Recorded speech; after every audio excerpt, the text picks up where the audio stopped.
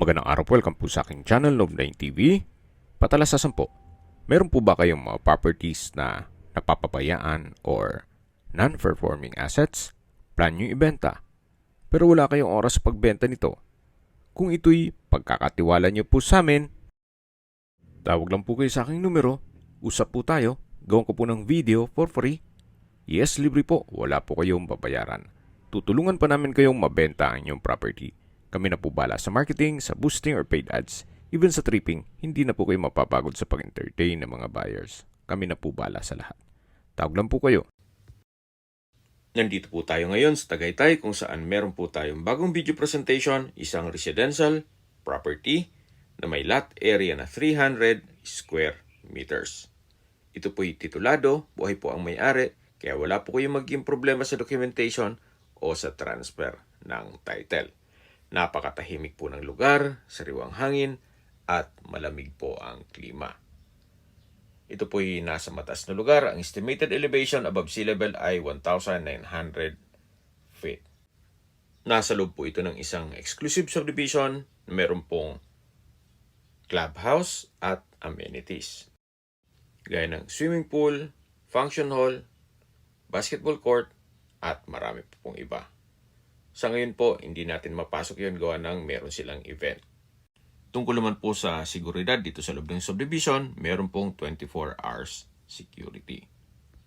May access na rin po dito ng tubig, kuryente at internet provider. Gawa ng may mga bahay na rin po dito sa loob ng subdivision.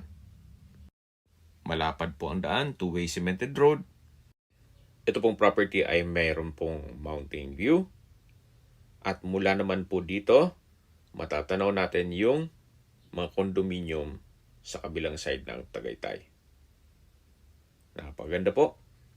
At mula naman po dito sa cemented road, ito pong terrain ay rolling o slope. Para may idea po kayo, ganito po ang magiging disenyo ng bahay nyo kung sakaling ma-acquire nyo ito. At ganito po. Kaya please manage your expectation. Once na mag-set tayo ng tripping, baka mag-expect kayo na patag na patag. Ito po'y rolling po ang terrain nitong lupa. Sa mga nag-skip po ng video, summarize ko lang po, ito pong property ay nasa Tagaytay, sa loob ng isang exclusive subdivision na meron pong 24-hour security at kumpleto ang amenities. Ito po'y titulado at may sukat ng lupa na 300 square meters. Ito po yung tinutukoy ko na mula po dito, may patag ng konti, then ilang steps lang ay rolling na po yan.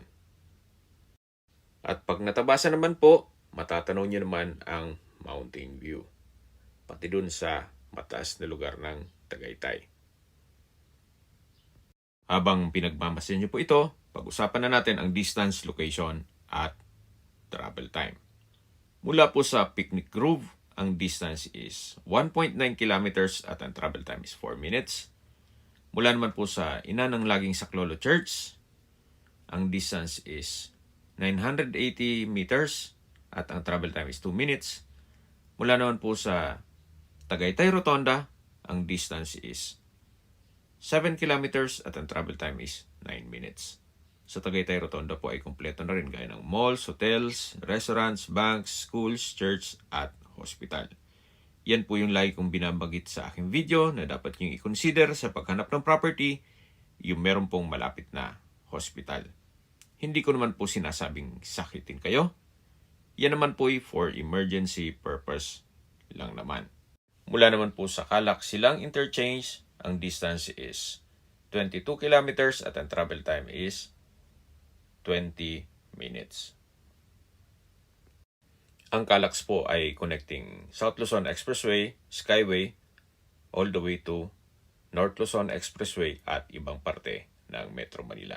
Kaya mapapabilis na po ang biyahe mula Manila papuntang Tagaytay. Mula naman po sa Manila o sa airport, ang distance is 36.2 kilometers at ang travel time is 1 hour and 14 minutes. Okay, sa presyo na po tayo. Binebenta po ito ni owner sa halagang 12,000 pesos per square meter. Kung may mga katanungan po kayo, tawag lang po kayo sa aking numero. Sa mga kababayan naman natin nasa ibang bansa, meron po akong Telegram sa mga iPhone user man, may iMessage, meron din pong Imo, Skype, Viber at WhatsApp. Same number lang po, 0917-316-3399. Sa mga nagtatanong naman po ng aming Facebook, meron po aming Facebook page na Nov9TV at Facebook Reel Video. Meron din pong TikTok at Instagram. May ibang YouTube channel po kami, the Nov9TV channel, Nov9TV Listings,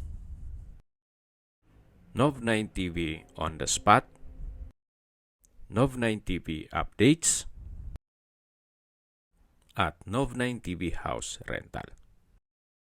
Sana po naibigyan nyo ang video presentation. Paki-like and subscribe na lang po sa aking channel para ma-update din po kayo sa aking future listings. Kung sakali po hanap nyo yung mas malaking sukat ng lupa, meron din po kami ibang listings na pwede nyong pagpilian.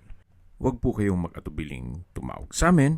Then, let us know your budget para malaman namin kung anong property pwede naming ilog sa inyo. Sa lahat pong viewers, subscriber at nagtiwala po sa amin, salamat po sa suporta. Ingat po kayo lagi at yung pamilya. Maraming salamat po.